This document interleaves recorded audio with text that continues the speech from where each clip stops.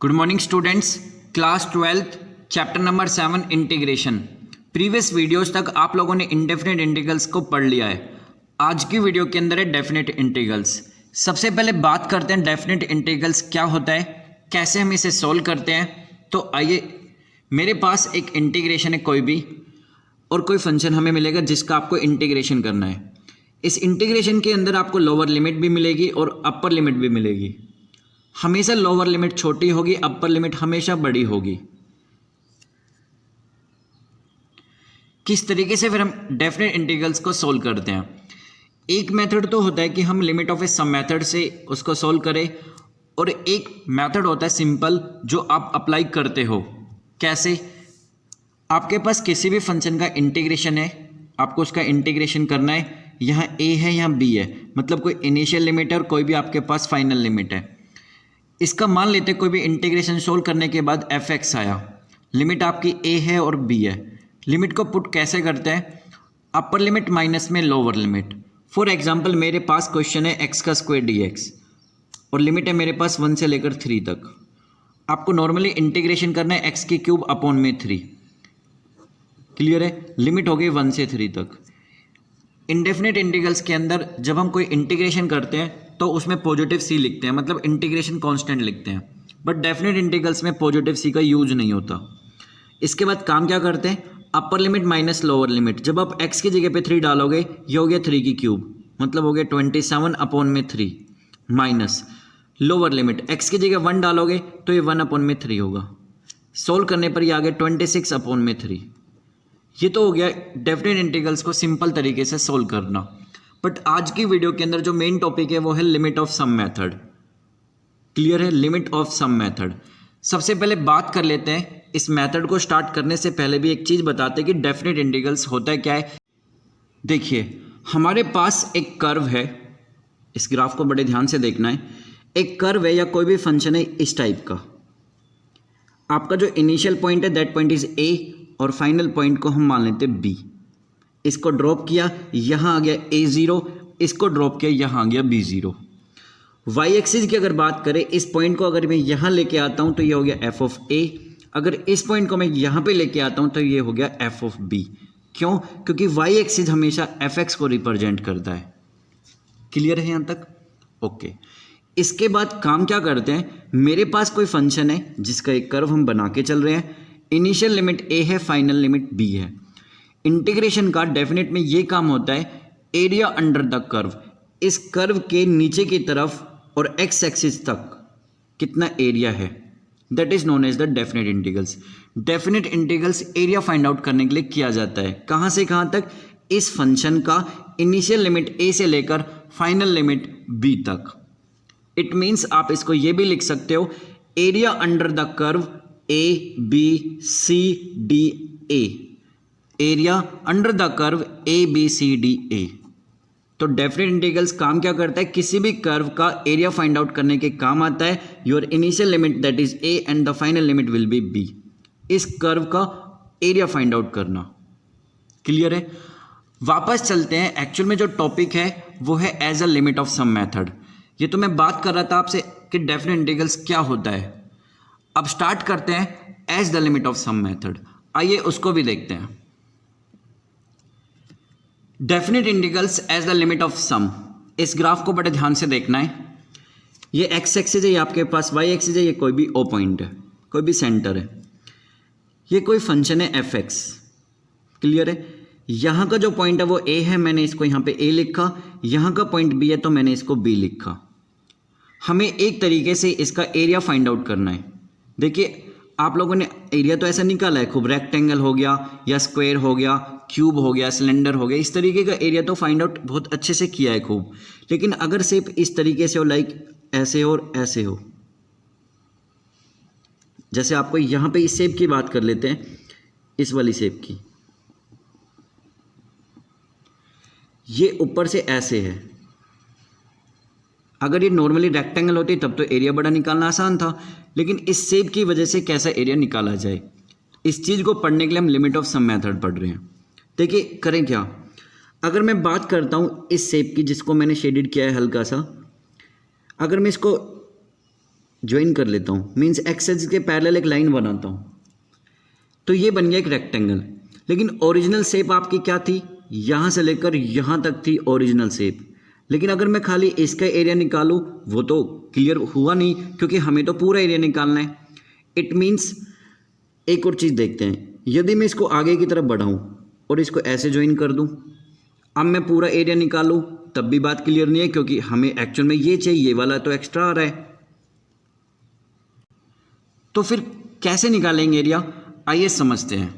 सबसे पहली बात, ये जो मैंने स्ट्रिप्स ली है, काफ़ी सारी स्ट्रिप्स ली है, हमें पहले इसका एरिया निकालना है, फिर इसका एरिया निकालना है, फिर इसका एरिया निकालना है, फिर इसका निकालना है, फिर इसका निकालना है, ऐसे अन्य टर्म तक है और लास्ट टर्म तक चलना है और सबको फिर जोड़ना है, तब जाके हमारा टोटल एरिया निकलेगा अंडर द कर्व। वही पहचान है डेफिनेट इंटीग्रल्स की। तो बात करते हैं सबसे पहले क्या चीज़, मान लेते हैं इन स्ट्रिप के बीच में जो डिफरेंस है वो h है, ये x0 मान लेते हैं, ये x1 मान लेते हैं, ये x2 मान लेते हैं, ये x3 मान लेते हैं, ये x4, x5, ऐसे चलते गए लास्ट में पहुंच गए xn तक। क्लियर है? मेरे पास इनिशियल पॉइंट a है, फाइनल पॉइंट b है, बट मैंने रिप्रेजेंट यहाँ पे एक्सिस की तरफ से किया है x0, x1, x2, कहाँ तक, xn तक। इस a पॉइंट का लिखने का मतलब है यहाँ से यहाँ तक की जो डिस्टेंस है वो a है, क्योंकि हम इसे सेंटर से डिस्टेंस को लेके चलते हैं पॉइंट को। क्लियर है? यहाँ पे b है, इट मीन्स यहाँ से यहाँ तक की जो डिस्टेंस है वो b है। देन h जो है, h मीन्स जो ये वाली डिस्टेंस है एक स्ट्रिप से दूसरी स्ट्रिप के बीच की जो डिस्टेंस है उसे हम h ले रहे हैं। जो h है that is equal to b minus a upon n। ये कहाँ से आया, देखिए यहाँ से यहाँ तक की टोटल डिस्टेंस b है, यहाँ से यहाँ तक की a है। टोटल में से यदि मैं ये घटा देता हूँ तो ये वाली डिस्टेंस बची b minus a upon n, इसलिए क्या, क्योंकि इनको n नंबर्स में डिवाइड किया गया है। ये चीज़ तो क्लियर है। अब इस रिलेशन के अंदर देखते हैं, यदि h की वैल्यू 0 को टेंड्स करे, देखिए 0 को टेंड्स करेगा, लॉजिक क्या है, हमारी जो स्ट्रिप्स है वो इस तरीके की बन रही है, इस तरीके की। यदि ये नज़दीक आती रहे और नज़दीक आती रहे और स्ट्रिप्स तो हमारी इस तरीके की बन जाएगी, जैसे बहुत छोटी सी स्ट्रिप्स। यदि ये और नज़दीक हो जाए तो ये एक लास्ट एक ऐसी शेप आएगी कि रेक्टेंगल टाइप की दिखने लगेगी। तो h टेंड्स टू 0 का मतलब है बिल्कुल क्लोज आना। देखिए अगर मैं इतना भी करता हूँ तब भी ये 0 नहीं है। 0 कब होगा, जब बिल्कुल पॉइंट के ऊपर होगा। तो जो स्ट्रिप्स लास्ट पॉइंट पर बचेगी, इसका मतलब है कि वो एक रेक्टेंगल शेप बनाएगी। क्लियर है? मान लेते ये एक रेक्टेंगल शेप बन गई जब ये इसके नज़दीक आई, बहुत इतना नज़दीक के रेक्टेंगल को दिखाई देने लगे, रेक्टेंगल टाइप के दिखाई देने लगे। तो फिर हम कैसे सॉल्व करेंगे? यदि h की वैल्यू 0 को टेंड्स करेगी, 0 को टेंड्स का मतलब समझ गए कि बहुत नज़दीक आना, इतना नज़दीक आना कि वो एक रेक्टेंगल टाइप का दिखाई देने लगे। तो आपका जो n है, ये देखिए बेटा, यहाँ पे अगर h की जगह 0 रखोगे तो n की जो वैल्यू निकल के आएगी वो निकल के आएगी इन्फिनिटी। क्लियर है यहाँ तक बात? तो आइए फिर कैसे निकालेंगे इनका एरिया। मुझे पहले इसका निकालना है, फिर इसका निकालना है, फिर इसका निकालना है और सबको मुझे जोड़ना है, that is area under the curve. देखिए बेटा, आपके पास कोई इंटीग्रेशन है F x, your initial limit a, final limit b D x, जिसको आपको जनरली सोल्व करना है। ऐसे तो समझ गए होंगे कि आपको टोटल एरिया निकालना है। पहली शेप के पास चलते हैं। आपके पास ये मान लेते हैं, जो ये वाली शेप है, ये वाली, देखिए ये पॉइंट a है। तो अगर मैं यहाँ तक की बात करूँ, हाइट की बात करूँ, तो ये आपके पास हो गया f ऑफ a। क्लियर है? ये रेक्टेंगल मान लेते हैं हम। रेक्टेंगल का जो एरिया होता है वो होता है लेंथ इनटू ब्रेथ। आपके पास ये तो f ऑफ a है, लेकिन ये क्या है, that is h। It means पहली स्ट्रिप्स का जो एरिया होगा वो क्या होगा, h into f of a। फिर करते हैं प्लस। अब चलते हैं दूसरी स्ट्रिप के पास।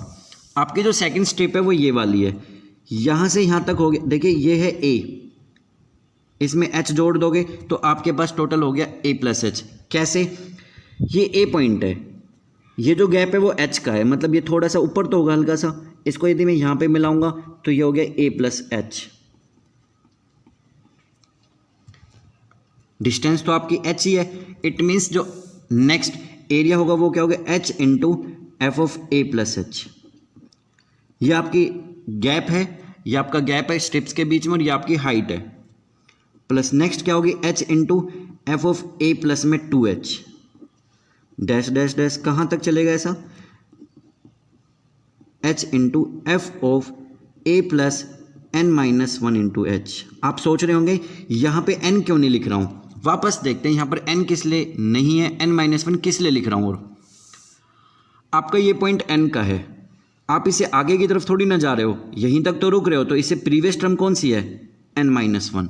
इट मीन्स आप यहाँ पे n माइनस 1 यूज कर रहे हो। अच्छा, ये रिलेशन जो आपने लिखा है, ये वाली जो सीरीज आपने लिखी है, ये कब वैलिड है, जब लिमिट आपकी h टेंड्स टू 0 होगी। क्लियर है यहाँ तक।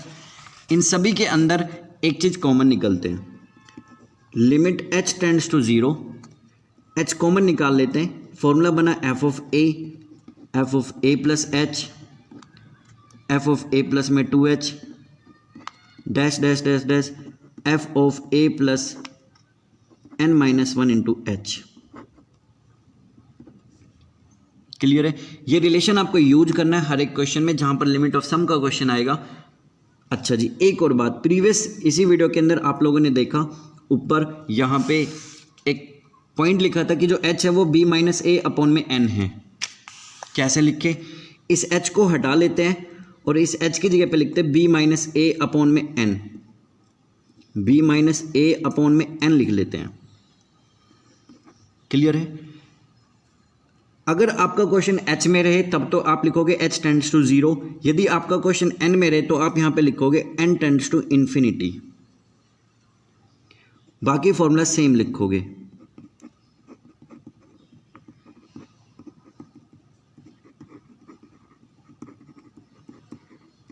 क्लियर है। तो बेसिकली आपके पास ये वाला भी फॉर्मूला हो सकता है, ये वाला भी फॉर्मूला हो सकता है, बट सोल्व जब करोगे तो आप इसी प्रोसीजर से करना, इसी वाले फॉर्मूले से करना, क्योंकि ये सोल्व करने में बड़ा इजी लगेगा और छोटी छोटी टर्म्स बनेंगी।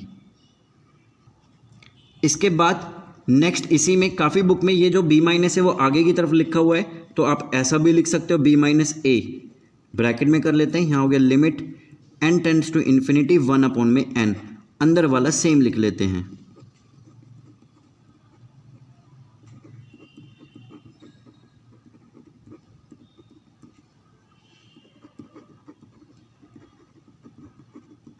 समझ गए होंगे। तो ये स्टेप याद रखना कि आपके पास ये वाला फॉर्मूला अप्लाई करना है हर एक एज द लिमिट ऑफ सम वाले क्वेश्चन में। आइए इसके साथ साथ कुछ चीज़ें आपको याद भी करनी है, आपके दिमाग में रहनी चाहिए, जिनको आपको यूज करना है क्वेश्चन के अंदर। कुछ आपके पास ट्रिक्स हैं जिनको आपको यूज करना है। Sum of first natural number to n minus 1 terms तक, जैसे 1 प्लस में 2 प्लस में 3 प्लस में 4 ऐसे चलते गए और n माइनस 1 टर्म तक जाएं, तो ये वाला फॉर्मूला आपको लगाना है n into n minus 1 upon में 2। क्लियर है। इसे बोलते हैं sum of first natural number, कहाँ तक, n माइनस 1 टर्म तक। Second, sum of square of first natural number, कहाँ तक, ये भी n माइनस 1 टर्म तक है। 1 का स्क्वायर प्लस में 2 का स्क्वायर प्लस में 3 का स्क्वायर, कहाँ तक, n माइनस 1 के स्क्वायर तक। आप यूज करोगे n into n minus 1 2n minus 1 divided by 6। इसके बाद sum of cube of first natural numbers till n minus 1 terms तक, 1 की क्यूब प्लस में 2 की क्यूब प्लस में 3 की क्यूब प्लस में 4 की क्यूब, कहाँ तक, n माइनस 1 की क्यूब तक। आप यूज करोगे n into n minus 1 upon में 2 का होल स्क्वायर। वापस फिर देखिए, अगर सिंगल नेचुरल नंबर है मतलब स्क्वायर नहीं है तो आप यूज करोगे n into n minus 1 upon में 2, अगर स्क्वायर है तो n into n minus 1 2n minus 1 divided by 6, अगर क्यूब का है तो n into n minus 1 upon में 2 का होल स्क्वायर। क्लियर है। चलिए एक क्वेश्चन करते हैं। अभी मैंने एक क्वेश्चन किया था थोड़ी देर पहले इसी वीडियो के अंदर, x का स्क्वायर dx, और मैंने लिमिट ली थी 1 2 3, जिसको डायरेक्टली मैंने लिखा था x की क्यूब अपॉन में 3, यहाँ 1 से लेकर 3 तक, 3 को पुट किया था, ये हो गया 3 की क्यूब अपॉन में 3 माइनस 1 अपॉन 3, मतलब upper limit minus lower limit, 27 upon में 3 minus 1 upon 3 that is equal to 26/3। ये तो एक डायरेक्ट प्रोसीजर हो गया, डायरेक्ट मेथड हो गया। एक्चुअल में जो टॉपिक है वो है लिमिट ऑफ सम मेथड। तो आइए इसी क्वेश्चन को लिमिट ऑफ सम मेथड से करते हैं। आपके पास यही क्वेश्चन है एक्स का स्क्वायर डी एक्स लिमिट 1 से लेकर 3 तक। अभी एक फॉर्मूला लिखा था a to b f x d x का, that is equal to limit h tends to 0, यहाँ एच लिखा था।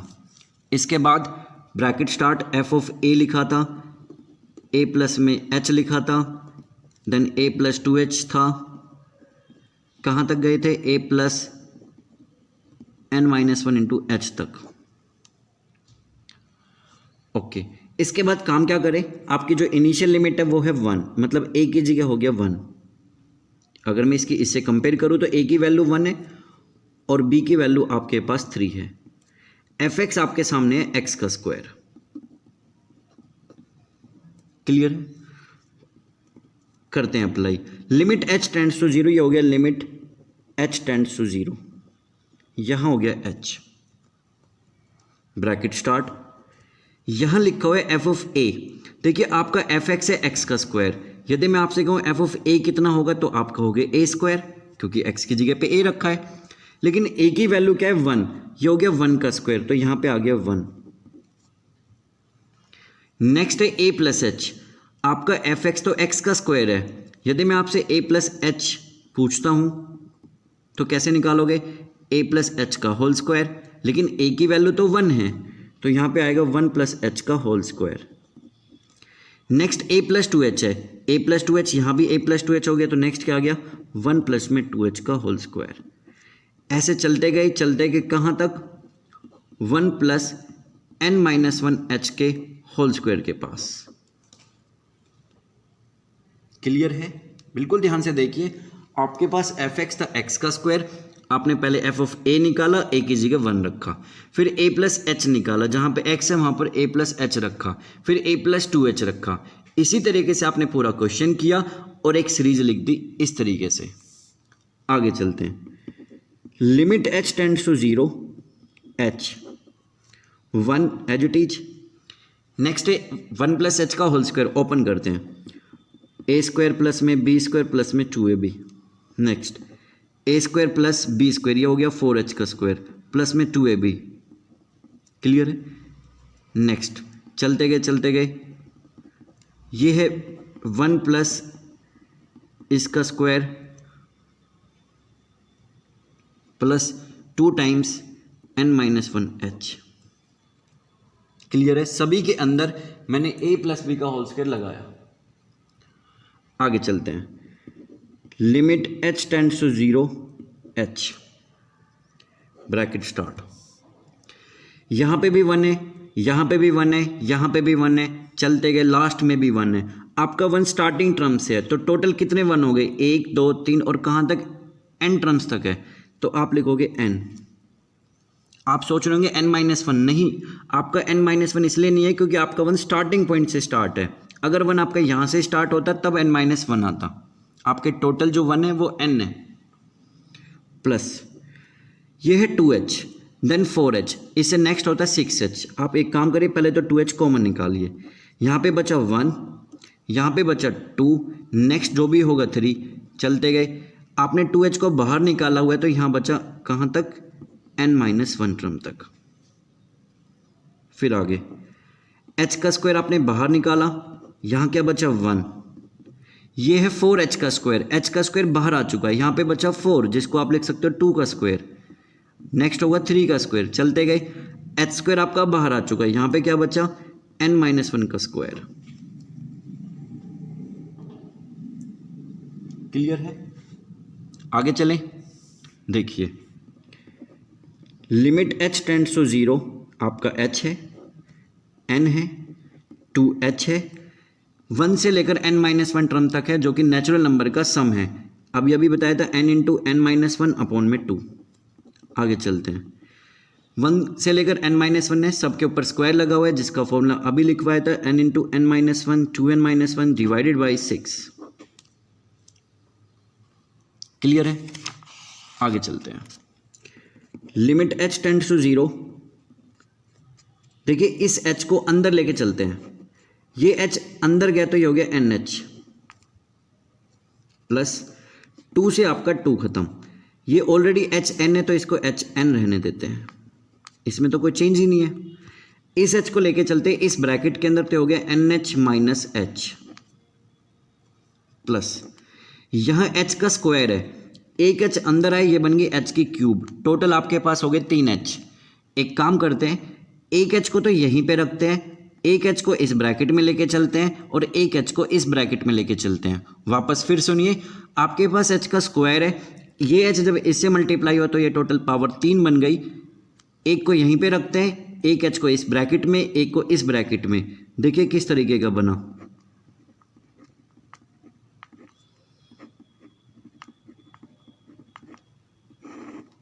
समझ गए होंगे। एक को यहीं पे रखा, एक को बीच वाली ब्रैकेट में डाला, एक को दूसरी वाली ब्रैकेट में डाला। स्टार्टिंग में मैंने आपको फॉर्मूला लिखवाया था n is equal to B minus A upon में h।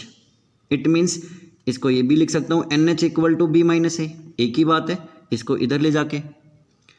अच्छा b कितना है, b आपकी थी अपर लिमिट, a आपकी थी लोअर लिमिट, तो NH की क्या वैल्यू आ गई 2। आपको काम क्या करना है, जहाँ पे NH लिखा हुआ है वहाँ पे 2 को रिप्लेस करना है, जहाँ H लिखा हुआ है वहाँ पर लिमिट को डालना है। लिमिट क्या है 0। देखिए क्या बना, NH की वैल्यू 2 है, NH की वैल्यू 2 है, ये भी 2 हो गया, ये 0 हो गया क्योंकि H 0 को टेंड कर रहा है, प्लस NH की वैल्यू 2 है, यहाँ पे 2 डाला 2 माइनस 0, यहाँ पे 2 डाला 2 की 2 से मल्टीप्लाई पे हो गया 4 माइनस 0 डिवाइडेड बाई 6। आगे चलते हैं, 2 माइनस 0 2, मल्टीप्लाई 2 करेंगे 4, प्लस में 2 करेंगे 6, प्लस 2 मल्टीप्लाई 4, 2 की 2 से 4, 4 की 4 से हो गया 16 अपॉन में 6। सोल्व करते हैं, ये कैंसिल हो गया, 2 पे 8 पे हो गया 3 पे, 6 प्लस में 8/3, 3 6 18 और 8 26। यही आपका आंसर था डायरेक्ट में जब आपने किया था 26 अपॉन में 3। क्लियर है। तो स्टूडेंट, अगर आपको एज द लिमिट ऑफ सम में कोई भी डाउट है, किसी भी तरीके का कोई डाउट है, आपको समझ नहीं आया है, तो आप मुझे कॉल कर सकते हो, मैसेज कर सकते हो, व्हाट्सएप पे पूछ सकते हो, लाइव कॉल कर सकते हो। Okay students, thank you.